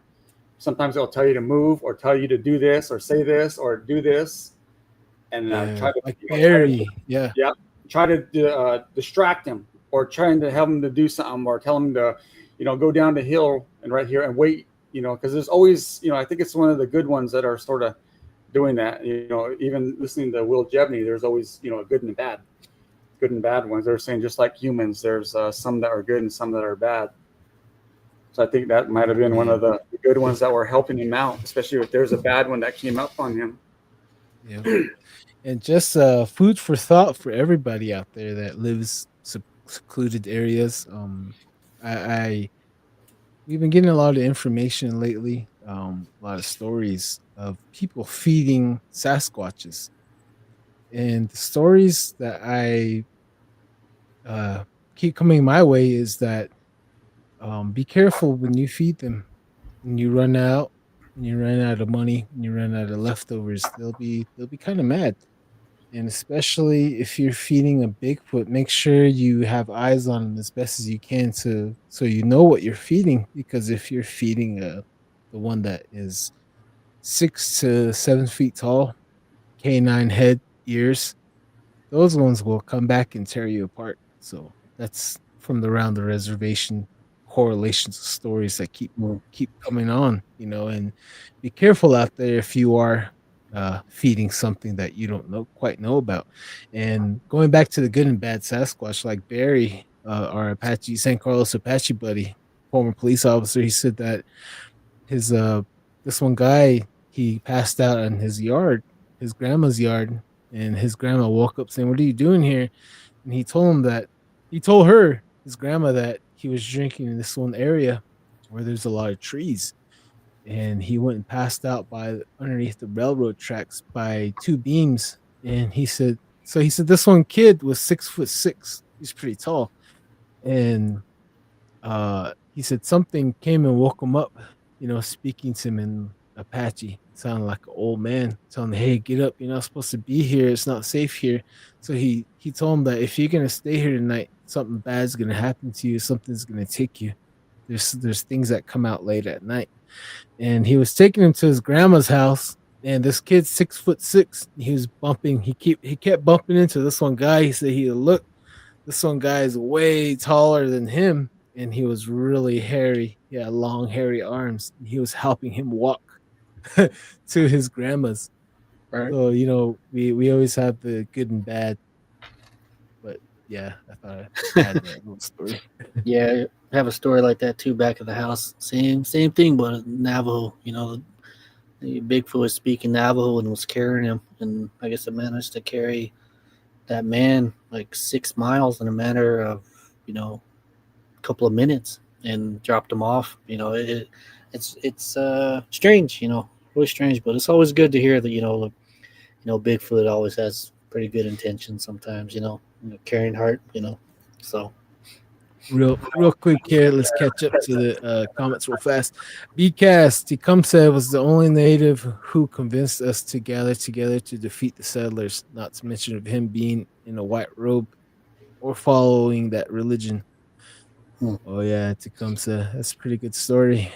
But we're all divided over here. You got the French from Canada, you have English, the East Coast, Spain, in the area, the Southwest, and then we're just so divided. It's just, I wish, it's just happened. Things happen, and we're here. And I keep saying to my kids that we're here, as Dene, we're here as evidence of a crime against humanity, and with our every beat of our heart is, is a victory. We're still here. They tried taking us all out at one point in time, and they hit us as hard as we can, and we're still here. I cannot read that. That's in Ukrainian or Russian. It says, "Who am I? What's my purpose here? book Legends of the Phoenix. Oh, okay. Good Hmm. recommendation. Recommendation. Legends of the Phoenix. Owl 13. Okay. Okay. Well, we'll go around that one. Let's see here. Let's see here. Wow, I have never heard of a man in a white robe coming to this continent. I'm Navajo. Interesting. I heard a little bit, some, especially the Hopi. Like they have the prophecy of that man coming, Jesus, right after his crucifixion. I heard that story. Renee C. He walked the Americas. That book is very interesting. There's stories from the Navajos that told the story and other tribes that shared similar stories. He walked the Americas. Okay, that's what the Yeah, book that's is the name of called. the Thank book. you, Renee C. Hmm. Oh, thank you, Renee C. Let's see here. He Walked the Americas by L. Tyler Hansen. There's pictures in the book. Okay, cool. Yeah, I like pictures. No, just kidding. Uh, Howdy Ghoul. I love owls. I saw a great horned owl the other night. Ooh, nice. Let's see here. Owl 13. I'm gonna try to say this. Go Koku is Ojibwe. Hey, Ojibwe, nice to see you, relative. The sound that they make bird owls are in that region, and they make it sound like that's supposed to bring messages from the other side. Ooh, correlation right there from our Ojibwe relative. Uh, Z Sun Dragon enjoying listening. Oh, thank you, Z Sun. Noel, my supervisor is from OK Owinga. I think I said it wrong. And she got weirded out when an owl was perched outside her porch at night. Oh man, probably, huh? Probably trying to get her cat. uh Carol Perlin. Hi from Louisiana. It's Bigfoot Whisper in the chat. Oh hey, what's up, Carol? Could be. Is it Carl? I think I said his name right. B Cast Steph. Okay, all right. I think it's the chat. Let's see. Gerald Log. Ayo, brothers, we're only humans, but we are easily drawn to evil, jealousy. Us humans are definitely, Yep. definitely. Gerald Log. Religion is not something to play with or mess around with. Yep. Stone Hobbit. Ghost, alien, kissy face. Oh yeah. Thank you, Stone Hobbit. Gerald Log. Have you heard of a native from Alaska? His name is Fred Rochiel. He has some great stories. Try to get him on, Don. Oh yeah, we'll see what we can do. Okay, let's see here. The super soldier stuff makes me dizzy and panicky. Oh man, it's probably already out there right now. Jay Clark, when ceremonies are handed off to a new practitioner, there's subtle changes in the ceremonial process. Ceremonies differ from between clan groups and regions. Oh yeah, especially tribes. Uh, Noel, thank goodness for the turkey. Oh yeah, make sure you don't. Make sure you thank him when you're chow down on that big old turkey leg. We're not gonna eat turkey this year, just because. Crazy Cody 1313. El Chupacabra is probably one of them. Not okay. El Chupacabra is probably one of them. Not that dog that they are trying to palm off, but the alien type of version from Puerto Rico. Oh, Could be Chupacabra. good. Oh yeah. Let's see here. All right, let's see here. Okay, hang on there. Werewolf Vampires, the movie Underworld. Oh yeah. Let's see here. Okay. Mort Ali, going to work. Have a great night. Thank you. Oh, thank you, Mort. Oh, yeah. Be safe out there. Okay, I think we're catching up to. What's up, NJ? Says guys, I just noticed I'm at 4% battery. Okay, looks like we're oh okay, one more. Noel, okay, Anagua is what people from San Juan Pueblo call themselves. Oh hey, nice to meet you, relative from San Juan Pueblo. Call themselves, much like the Navajos call themselves Dene. Oh, thank you for clearing that up. Let me see if I can spell it. Okay, Owinga. Did I say it right? Okay, Nowinga. Nice. Okay, we caught up with everybody. Aaron, is there any final questions you want to ask Corey before we have him continue? Oh, no, not right now. Right now I'm just you know trying to wrap a better mind around this conversation. It's good to have a conversation. It's good to talk about stuff like this. We live in a society where I I would people would talk more about Gonzo porn than Jesus Christ. It sounds more taboo to talk about Jesus nowadays, and the love that he has for everybody in this world.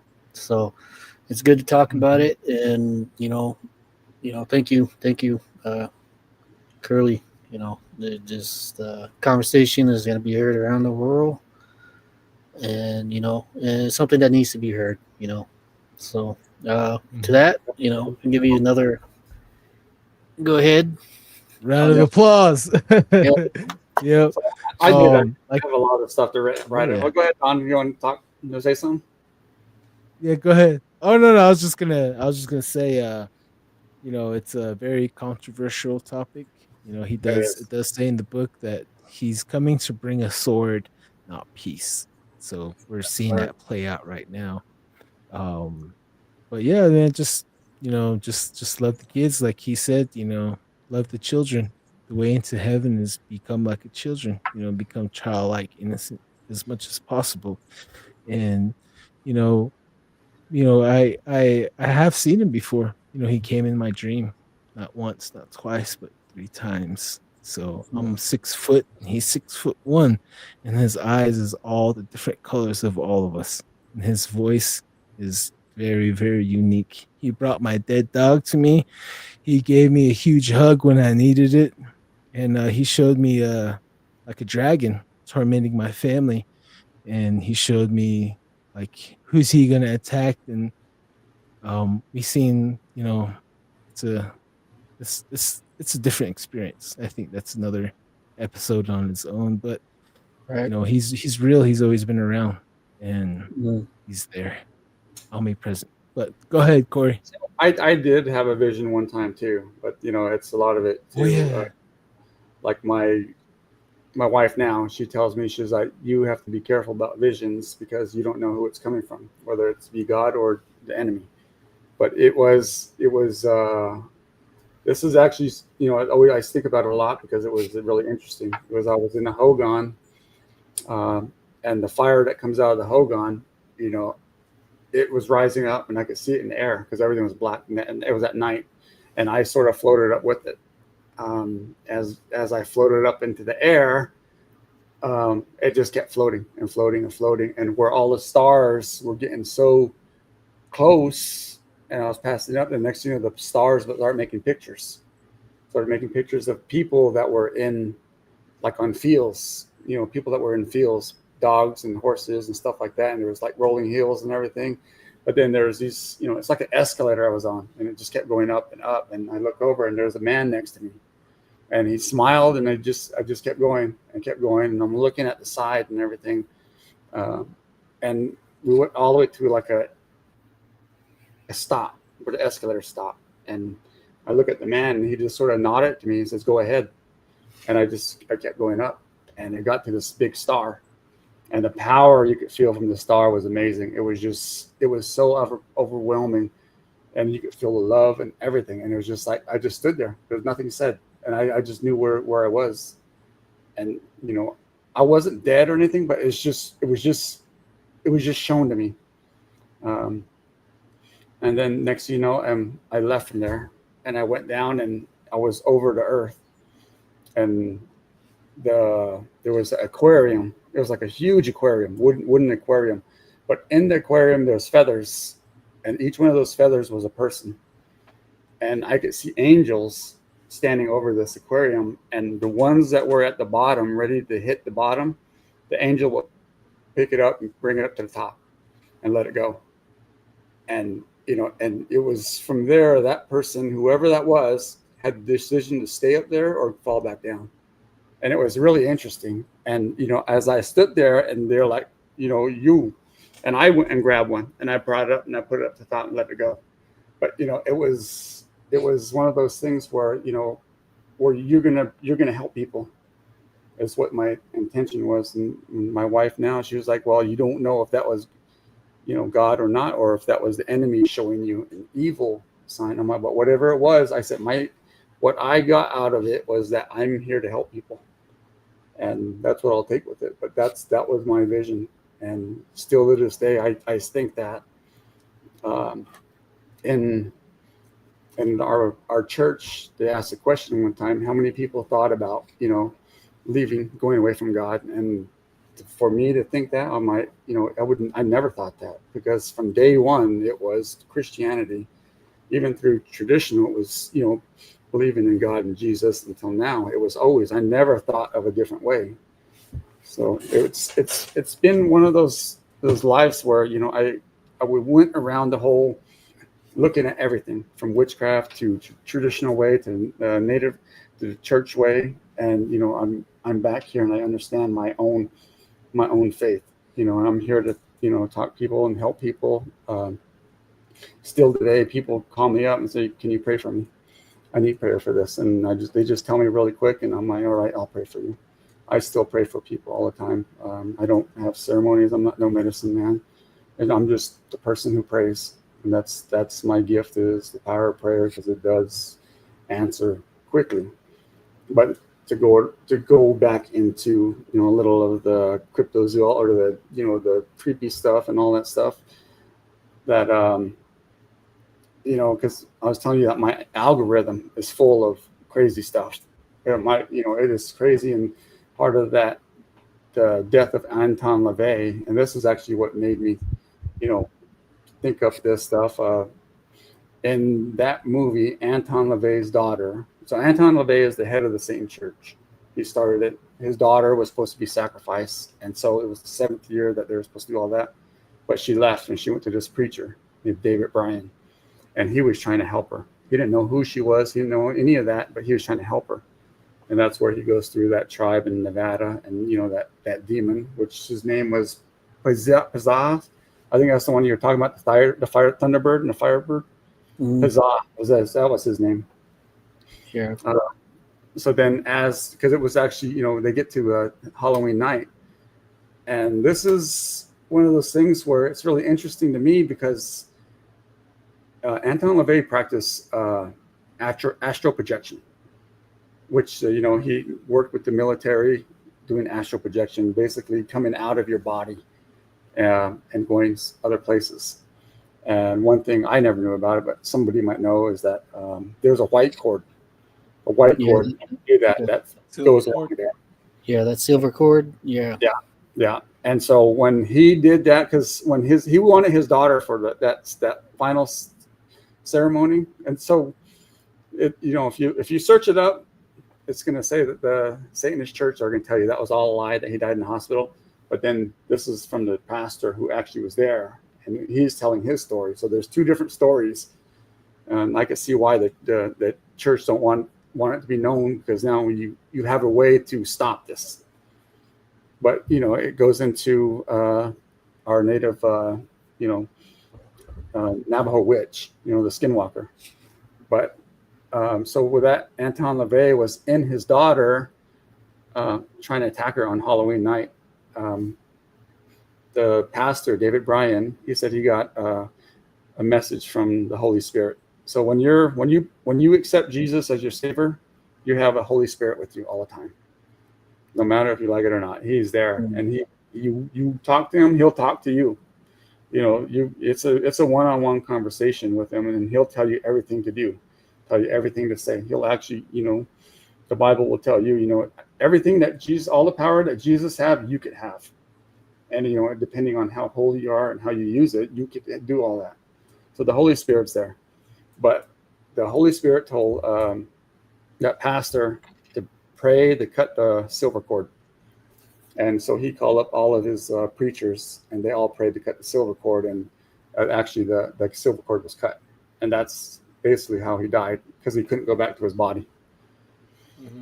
Yeah, that's how a lot of medicine men they access the astral realm like that. I'm having my brother-in-law coming on. He he ran into a few medicine men that were accessing the astral realm with the full Yeah. moon, and their eyes was white, and they Yeah. were chanting something.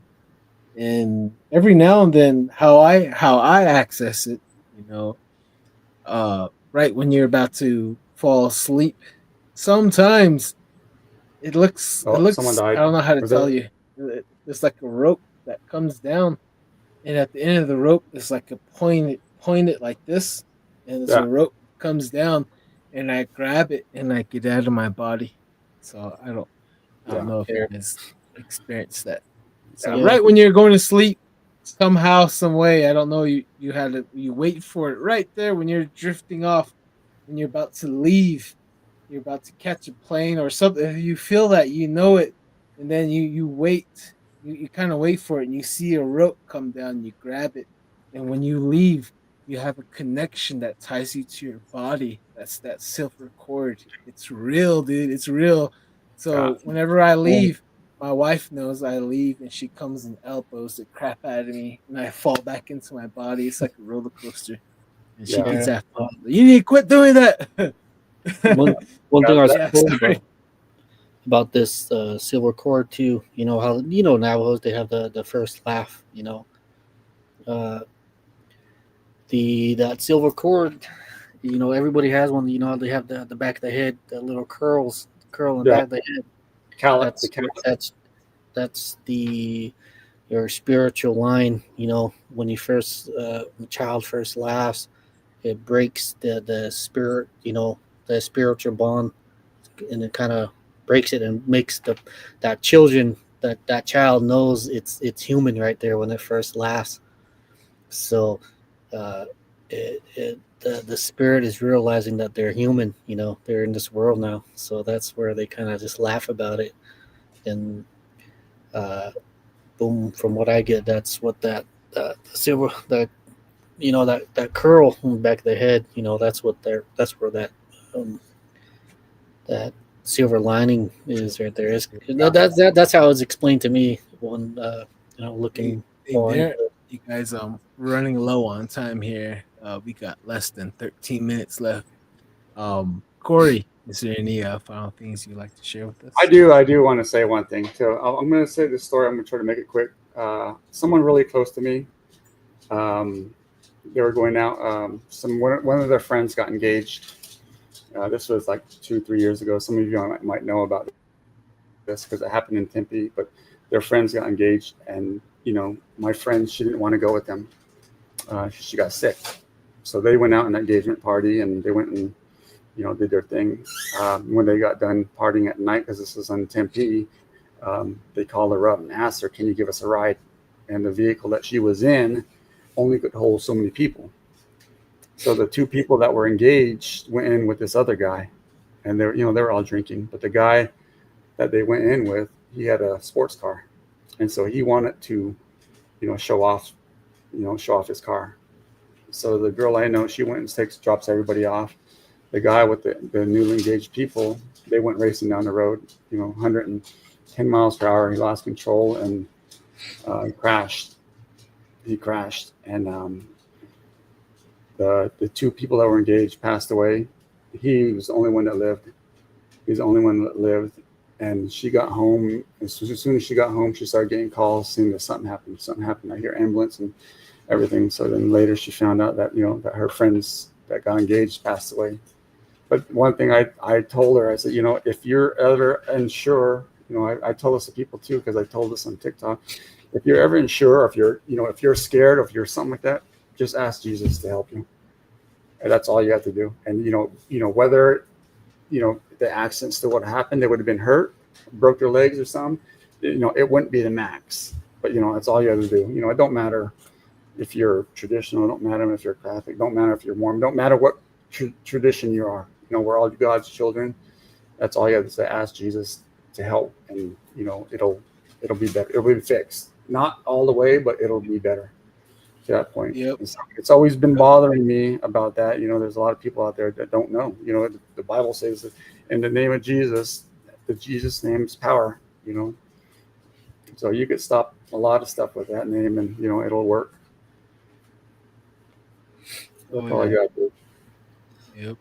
I, And I, his eyes is every one of our colors too. So, we all have dark, some have blue, some have green, some have hazel. And his eyes, when I seen it, it's all of our colors. Yeah. Just like showed me that we're all his children. All every single one of us. And that hug he gave me was that hug that I needed. It's like, you know, all your life, all your hard struggles, I was there. I made sure you got through it. And Yeah. I'm still here for you right now, leading the way.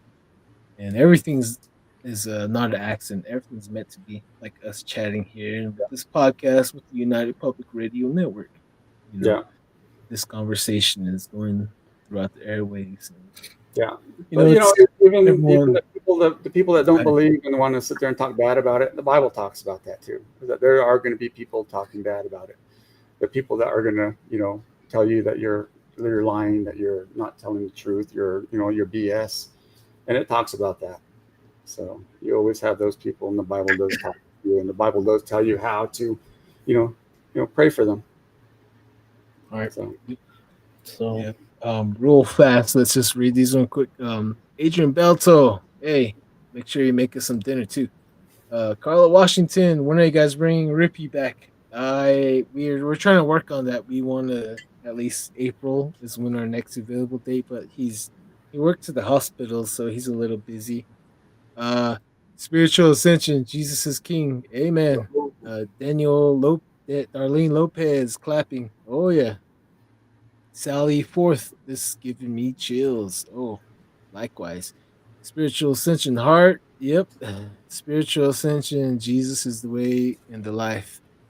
Uh John 14:6. I'm the is way, the that us truth, going and out, life. No Darren? one comes before Don? me, the Father. Huh? no, Oh, it's Darren. no. Don. Don went out. Yeah. Oh, I went out. You went out. I thought it was me. Oh, okay. Someone doesn't want me to read this verse right here, but John 14:6. I'm the way, the truth, and the life.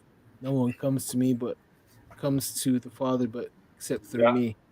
Yeah, it is true. Sally Forth, my algorithm has me all kinds of messed up. I don't know how to fix it without changing my identity. Ooh, be careful. All you gotta do is just uh, keep searching whatever you want, and that'll change it. Because yeah, yeah. I could change Well, mine. You search and search, and that's what'll oh happen. yeah, Change it. Noel. I have always wondered if skinwalkers do what they do in the astral projection. Oh yeah, they spy. And BCAS is the astral realm satanic. I floated above my body several times. It's terrifying. Yeah, it is terrifying. No, just try to pray and get back into your body because it's like leaving your car unlocked on a bad street. So Yeah, try to get back in as soon yeah, as you can. You don't want to know what happens. yeah. Someone BCAS steals your is the car, you won't realm. get back to it. Yep, it's the astral realm satanic. I have had it happen to me several times. It is terrifying. It sure is. It sure is. Okay, I think that's all I'm gonna read for tonight. We gotta bounce. Okay. You want to say later's Darren and Corey? No, laters, you guys. Yeah. Everybody have a good You one. guys later. Thank you guys for listening. Oh Thanks yeah. for remember and also subscribe. I'll say it for you, Darren. Subscribe and join and thumbs up and even make a comment because it all goes on their algorithm. All right. Oh yes, thank you. Ooh, I All think there's right. another good episode right there, and another good conversation. It's good to talk about stuff like this, Yeah. and for people that are listening, thank you for stopping in and listening. Like, share, and subscribe. Yeah. Too late. Alrighty. Too late. I already said it. Mm. Alrighty, guys. We'll see you around. Thank All you. right. Thank you. Yep. All right. Okay. Thank you for tuning into Don't Whistle at Night. We've been broadcasting live here on the United Public Radio Network, 107.7 FM in New Orleans. You guys have a great week. Stretch out, drink your water, and remember, don't whistle at night.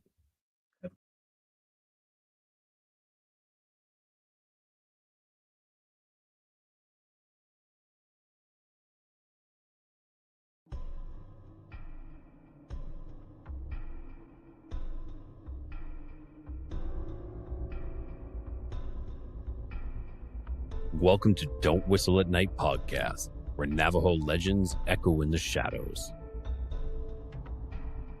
Darren and Dawn will guide you through the sacred fire of Native storytelling, where the old stories breathe, the unknown walks among us, and voices, long hidden, rise to be heard. And remember, don't whistle at night.